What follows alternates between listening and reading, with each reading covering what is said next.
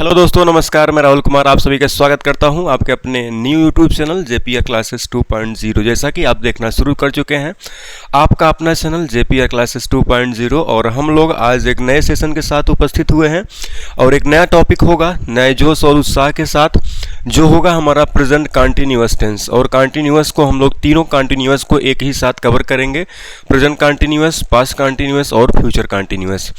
तो इस सारी चीज़ों को कवर करने से पहले एक ज़रूरी संदेश, अगर आप इस चैनल पर नए हैं तो चैनल को सब्सक्राइब करें, बेल आइकन दबाना ना भूलें ताकि आप हमारे चैनल के साथ रहें अपडेटेड और आप कोई भी नोटिफिकेशन मिस ना करें। तो चलिए आइए शुरू करते हैं आज का सेशन, जो है हमारा प्रेजेंट कंटिन्यूअस टेंस। जैसा कि कंटिन्यूअस से ही हमें ज्ञान या प्राप्त हो जाता है, ज्ञात हो जाता है, हमें जानकारी मिल जाती है कि कोई इस टेंस में कोई ऐसा काम होगा जो जारी रहेगा, जो कार्य होगा वो जारी रहेगा और हमें शुरू से ही बढ़ाया गया है, शुरू से ही हमें रटाया गया है कि प्रेजेंट कंटिन्यूअस की पहचान है जिन हिंदी वाक्यों के अंत में रहा है, रही है, रहे हैं, रहा हूँ आदि शब्द आता है, वही हमारा प्रेजेंट कंटिन्यूअस टेंस होता है। लेकिन हम आपको इससे हट करके थोड़ा सा कुछ एडवांस लेवल में ले जा करके आपको प्रेजेंट कंटिन्यूअस टेंस पढ़ाएंगे और मेरी उम्मीद है अगर आप अच्छे से पढ़ते हैं तो प्रेजेंट कंटिन्यूअस से रिलेटेड आपके मन में कोई भी डाउट, कोई भी क्वेश्चंस नहीं रह जाएंगे। लेकिन आपको उसके लिए थोड़ा हमारी वीडियो पे, आपकी किताब पे और अपने आपके दिमाग पे थोड़ा सा बर्डन देना पड़ेगा, बोझा देना पड़ेगा, जिससे आपको जो है अच्छे से समझ में आए प्रेजेंट कंटिन्यूअस टेंस। तो चलिए शुरू करते हैं प्रेजेंट कंटिन्यूअस टेंस। जैसा कि आप हेडिंग देख रहे हैं, प्रेजेंट कंटिन्यूअस टेंस वह काल होता है, वह टेंस होता है जिसमें किसी भी कार्य को, जो कार्य पहले जारी होता है कुछ समय पहले और वो उस समय तक जारी रहता है और उस जारी रहते हुए कार्य का बोध हमें किस में होता है, प्रेजेंट कंटिन्यूअस टेंस में। चलिए तो फिर आइए शुरू करते हैं। पहचान, सबसे पहले हम पहचान कैसे पहचानेंगे, तो जिन हिंदी वाक्यों के अंत में रहा है, रही है, रहे हैं, रहा हूँ आदि शब्द आता है वह हमें पढ़ाया गया है कि वह प्रेजेंट कंटिन्यूअस टेंस होता है। लेकिन मैं आपको आगे और कुछ जोड़ करके पढ़ा रहा हूँ। जिन हिंदी वाक्यों के अंत में बैठा है, खड़ा है, सोया है, लेटा है, खड़े हैं, बैठा हूँ, बैठे हैं, खड़ी है इत्यादि शब्द आते हैं तो वहाँ पर भी प्रेजेंट कंटिन्यूअस टेंस का जो रूल होता है, सब्जेक्ट, वर्ब, ऑब्जेक्ट और के अकॉर्डिंग जो रूल होता है वो रूल भी वहाँ काम करता है और आपको इस चीज़ को जानना होगा। तो सबसे पहले हमने क्या जाना, पहचान देखा प्रेजेंट कंटिन्यूअस टेंस की। उसके बाद हम देखेंगे इसकी हेल्पिंग वर्ब। क्या देखेंगे बेटा? Helping verb. आपने अब तक देखा कि प्रेजेंट इंडेफिनिट टेंस में दो हेल्पिंग वर्ब थी, प्रेजेंट पास्ट इंडेफिनिट में एक हेल्पिंग वर्ब था जो सभी क्रियाओं के साथ यूज किया जाता था, और हमने देखा फ्यूचर में दो हेल्पिंग वर्ब्स थी, शैल और विल, दो डिफरेंट टाइप ऑफ सब्जेक्ट्स के साथ यूज किया जाता था। But there is 3 helping verbs. कितनी हेल्पिंग वर्ब्स हैं बेटा? यहाँ पर 3 हेल्पिंग वर्ब्स हैं। कौन कौन सी है? इज है और एम है और जो है आर है। इज, एम, आर, यहाँ पर 3 डिफरेंट टाइप ऑफ जो है हेल्पिंग वर्ब हैं। These are the most important fact to know about present continuous tense. अगर हमने इस फैक्ट को जान लिया तो मेरी उम्मीद ये है कि आप 100% जो है प्रेजेंट कंटिन्यूअस टेंस को जान लिए। तो चलिए आइए पहले शुरू करते हैं कि ये किसके साथ यूज किया जाता है। पहले तो हम हेल्पिंग वर्ब जानेंगे। ही, सी, इट। हेल्पिंग वर्ब किसके साथ यूज किया जाता है? ही, सी, इट। ही, सी, इट एवं एक वचन कर्ता। एक वचन कर्ता के साथ, कर्ता, एक वचन कर्ता या कोई नाम हो, कोई भी नाम हो, वो अगर वो सिंगुलर नाम है तो उसके साथ भी हम इसका प्रयोग करेंगे। कोई नाम, डॉट कर लेंगे। आगे हम लोग देखते हैं आई एम का प्रयोग किसके साथ करते हैं? एम का प्रयोग आई के साथ करते हैं। आई के साथ हम लोग किसका प्रयोग करते हैं बेटा? आई के साथ हमेशा एम का प्रयोग करते हैं। क्या करते हैं? उसके बाद आर है, एक इम्पॉर्टेंट हेल्पिंग वर्ब जो हमारा, वो क्या है? आर है। तो इसमें लिखेंगे कि यू दे, वी एवं अन्य सभी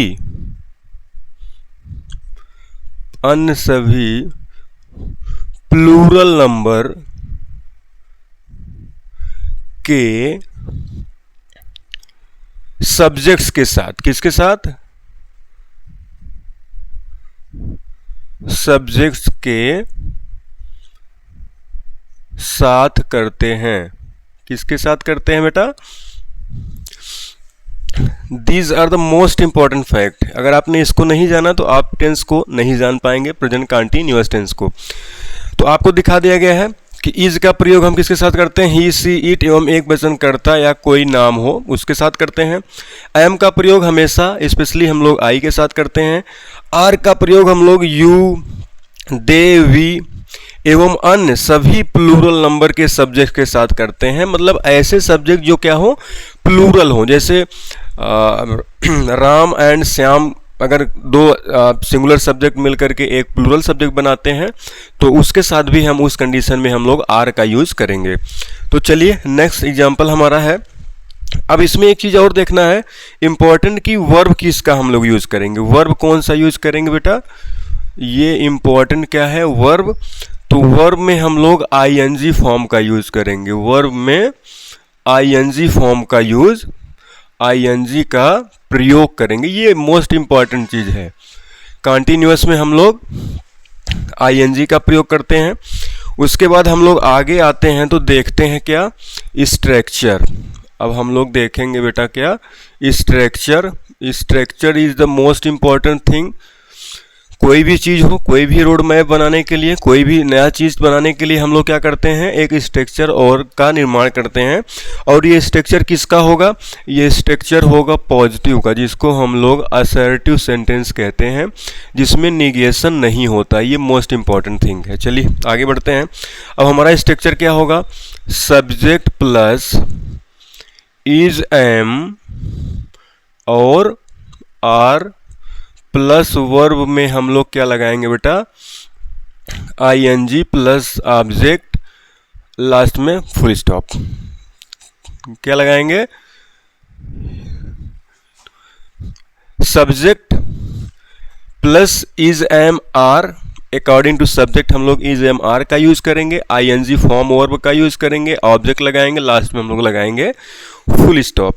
अब हमको देखना क्या है बेटा? एग्जाम्पल्स।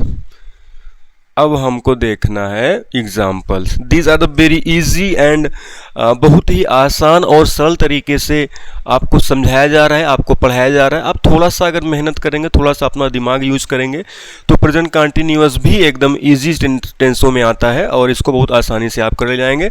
बस आपको डिफ्रेंशिएट क्या करना है कि इज का प्रयोग किसके साथ करना है, एम का प्रयोग करना है किसके साथ, और आर का प्रयोग किसके साथ करना। अगर इन दो तीन चीज़ों को आपने अच्छे से समझ लिया है तो आपको कोई दिक्कत नहीं होने वाली है। तो चलिए आइए हम लोग देखते हैं एग्जाम्पल। रोशनी किताब पढ़ रही है। रोशनी किताब पढ़ रही है। तो सबसे पहले बेटा हम क्या ढूंढेंगे? सब्जेक्ट हमारा क्या है? सब्जेक्ट, क्योंकि किताब पढ़ने का काम कौन कर रहा है? रोशनी। रोशनी, अब रोशनी हमारा कौन सा नंबर है? Singular number. तो सिंगुलर नंबर के साथ हम क्या करेंगे? इज का प्रयोग करेंगे। रोशनी इज। अब रीड का क्या लगाएंगे? रीड में जब आईएनजी फॉर्म लगाएंगे तो हो जाएगा रीडिंग अ बुक। तो रोशनी इज रीडिंग अ बुक। इतना इजी, इतना आसान सेंटेंस मुझे नहीं लगता है कि कोई और होगा। बस आपको एक चीज समझ लेना है और वो चीज है use of helping verbs. Is किसके साथ, एम किसके साथ और आर किसके साथ प्रयोग करेंगे। दूसरा एग्जांपल लेते हैं। मैं अपने विद्यालय जा रहा हूं। क्या कर रहा हूं? मैं अपने विद्यालय जा रहा हूँ। तो आई के साथ हमेशा क्या लगाते हैं बेटा? आई एम, गो का ING फॉर्म क्या हो जाएगा? I am going to. I का पजेसिव केस क्या होता है? My college, my college. Very easy, one of the easiest tense. दूसरा लिखते हैं, वे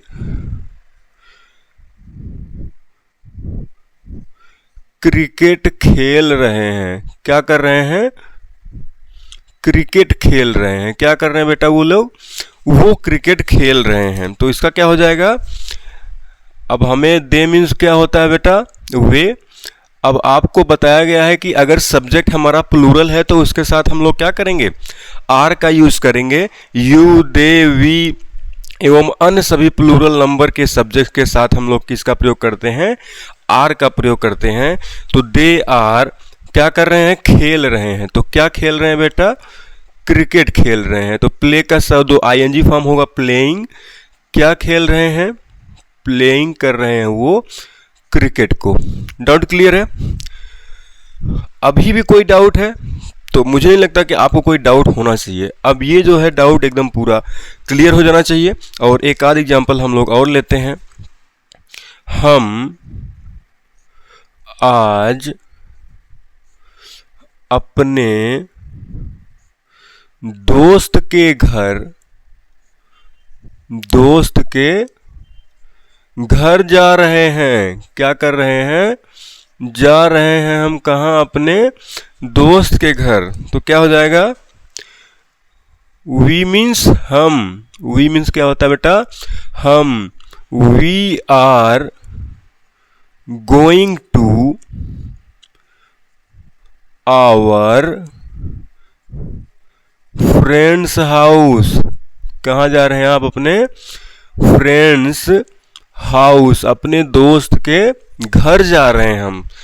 वी के साथ आर, दे के साथ आर, आई के साथ एम, सब्जेक्ट है तो वो क्या करेंगे? इज का प्रयोग करेंगे। नेक्स्ट एग्जांपल देख लेते हैं। वह गाना गा रही है।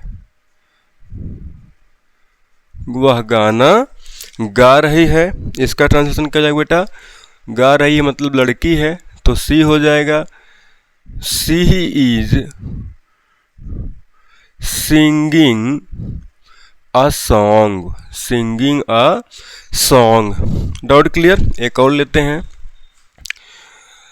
वह नदी में नहा रहा है। नदी में नहा रहा है। कौन है? कोई है भाई, वो नदी में नहा रहा है। तो यहाँ पर क्या हो जाएगा बेटा? He is bathing.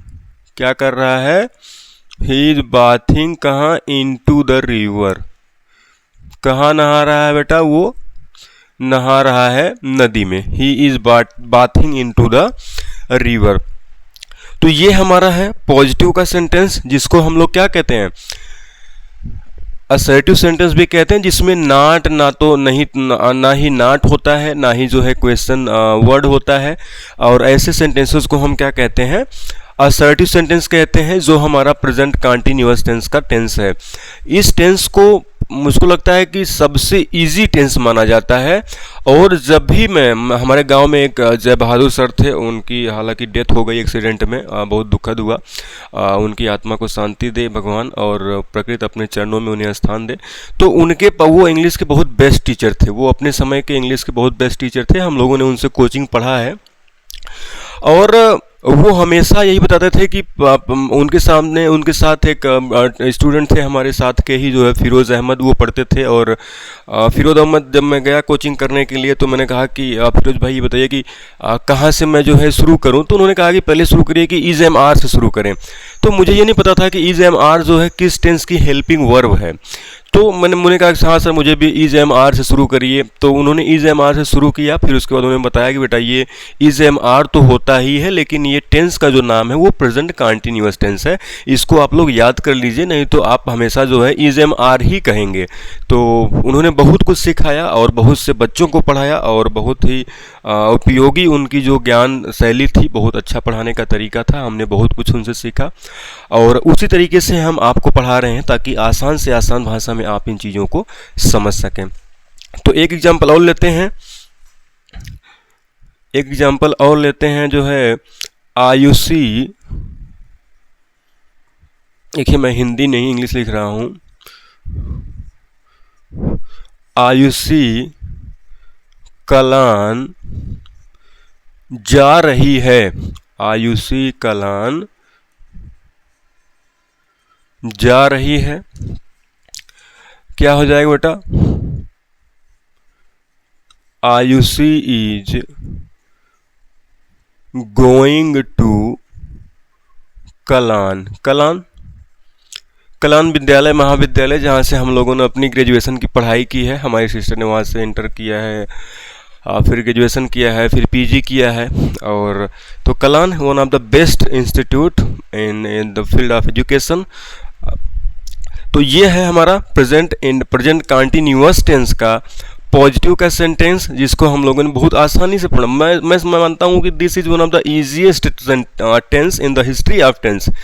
Future indefinite के बाद इसी का नंबर आता है। बस आपको क्या याद करना है, आईएनजी फॉर्म लगेगा हमेशा वर्ब, मेन वर्ब की, और हेल्पिंग वर्ब आपको मैंने बता दिया है। According to subject, according to object आप यूज करेंगे। अब इसके बाद हम लोग आते हैं स्ट्रक्चर नंबर 2, जो कि हम लोग किसको पढ़ेंगे? पॉजिटिव के बाद हम पढ़ते हैं नेगेटिव सेंटेंस को। क्योंकि नेगेटिव सेंटेंस में क्या होता है, वो पॉजिटिव नहीं रह जाता। क्यों? क्योंकि उसमें निगेशन दिया होता है। निगेशन मतलब उसमें अस्वीकार किया जाता है बातों को। यहाँ मैं लिख देता हूँ नेगेटिव सेंटेंस। क्या बेटा? Negative sentence. क्यों? नेगेटिव सेंटेंस से ही पता चलता है कि वो निगेशन की बात करेगा। तो चलिए आगे देखते हैं। सबसे पहले हम स्ट्रक्चर देखेंगे। स्ट्रक्चर में कुछ परिवर्तन होता है तो क्या होता है अब मैं आपको बताने जा रहा हूं और उसको आप ध्यान से देखिए। तो स्ट्रक्चर है subject plus is am are, according to subject आपको बता ही दिया गया है। प्लस नहीं है तो नॉट, प्लस वर्ब में क्या लगाएंगे बेटा? हम वर्ब में लगाएंगे आईएनजी प्लस ऑब्जेक्ट, लास्ट में फुल स्टॉप। फुल स्टॉप आप जान ही रहे हैं, हिंदी और अंग्रेजी का फुल स्टॉप। तो अब हम लोग देखेंगे क्या एग्जाम्पल। देख लिया आप लोगों ने, क्या देखा? Subject plus is am are according to subject. Subject हमारा सिंगुलर है तो इज एम आई के साथ लगता है, आर हमारा प्लूरल सब्जेक्ट होगा। तो नॉट अगर है सेंटेंस में तो सभी के साथ हम लोग नॉट यूज करते हैं। वर्ब में आईएनजी का फॉर्म, उसके बाद हम यूज करते हैं object. This is clear. I hope that you are getting everything very easily. तो अब आप इसमें से एग्जाम्पल में एक आध ले लेता हूं कि वह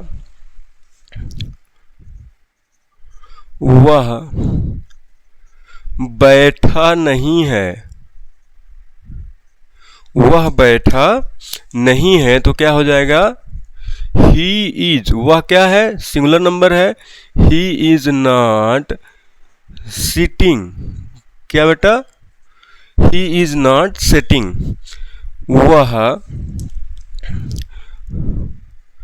वे अंग्रेजी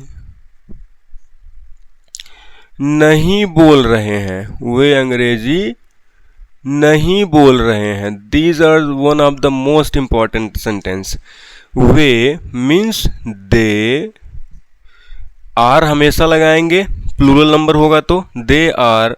अब आप नहीं, आपने शब्द पा गए, आपको मिला नहीं शब्द, तो हम लोग क्या करेंगे? They are not speaking English, कि वो क्या कर रहे हैं? अंग्रेजी नहीं बोल रहे हैं। डाउट क्लियर है? नेक्स्ट एग्जांपल,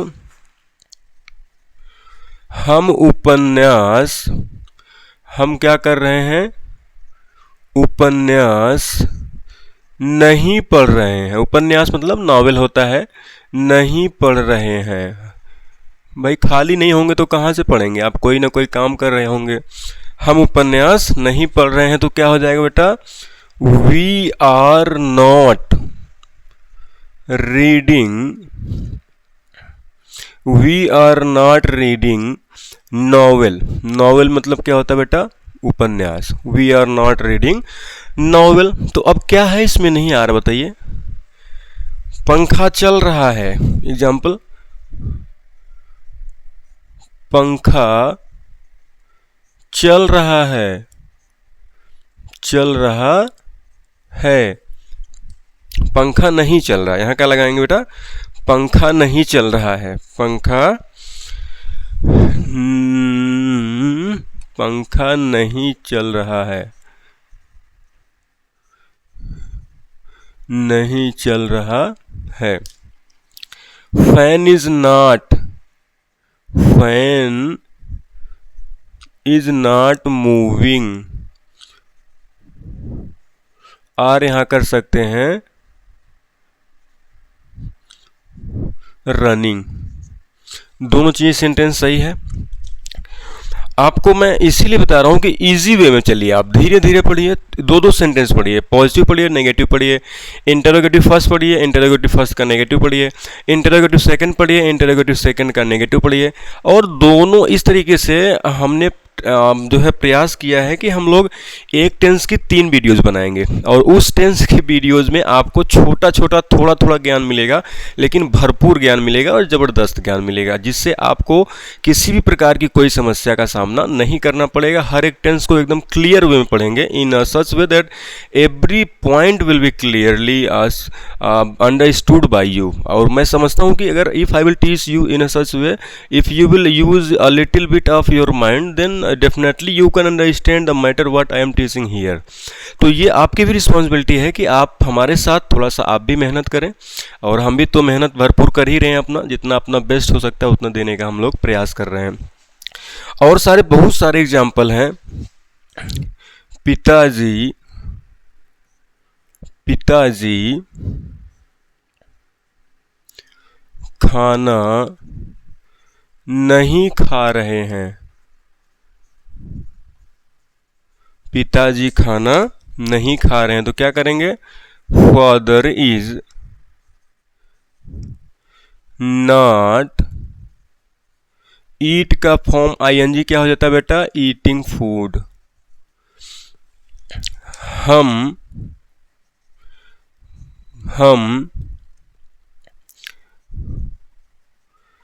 अपने विद्यालय नहीं जा रहे हैं, नहीं जा रहे हैं क्योंकि हमारा विद्यालय बहुत दूर है, तो 15 अगस्त के दिन हम लोग जो क्या करेंगे, दूसरे के विद्यालय में जाएंगे। We are not going to, कहाँ नहीं जा रहे हैं, आवर कॉलेज, आवर कॉलेज। हम लोग अपने विद्यालय नहीं जा पा रहे क्योंकि किसी कारणवश हमारा विद्यालय बहुत दूर है और हम अपने विद्यालय में नहीं पहुंच सकते। ऐसी स्थिति में हम किसी दूसरे विद्यालय में जा करके जो है 15 अगस्त का यूज़ करते हैं और वहाँ अपना जो भाषण होता है, स्पीच होता है, जो भी होता है, आप अपना देने का प्रयास करते हैं। एक लास्ट एग्जाम्पल लेते हैं। वे बस स्टैंड पर नहीं खड़े हैं, नहीं खड़े हैं। अब ये सेंटेंस आपको मिल जाएगा तो आप कंफ्यूज हो जाएगा, कंफ्यूज हो जाएंगे तो बड़ा मामला गड़बड़ हो जाएगा। They are not standing, they are not standing at the bus station, bus BUS होता है बेटा, बस स्टैंड या बस स्टेशन, बस स्टैंड या स्टेशन। ठीक है, ये हमको लगता है कि ये सारे डाउट आपके क्लियर हो गए होंगे। और जो भी आपके पास डाउट होंगे इससे रिलेटेड, पॉजिटिव से और पॉजिटिव के नेगेटिव से, आप उसको कमेंट सेक्शन में आकर के आप कमेंट कर सकते हैं। आपकी जो भी समस्याएं हैं उसका समाधान निश्चित रूप से किया जाएगा। और हम लोग हर एक टेंस का 3 वीडियो बनाएंगे ताकि आपको पढ़ने में और देखने में दिक्कत ना हो, आसानी से आप वीडियो को देख सकें कम से कम समय में और ज़्यादा से ज़्यादा लाभ ले सकें। तो हम आपसे आप चाहेंगे कि ये वीडियो यहीं पर समाप्त किया जाए और हम आपसे मिलेंगे नेक्स्ट वीडियो में। लेकिन अगर आप चैनल पर नए हैं तो चैनल को सब्सक्राइब करें, बेल आइकन दबाना ना भूलें ताकि आप रहें हमारे चैनल के साथ अपडेटेड। और हम आपसे मिलते हैं नेक्स्ट वीडियो में। तब तक के लिए नमस्कार, जय हिंद, इनकलाब जिंदाबाद।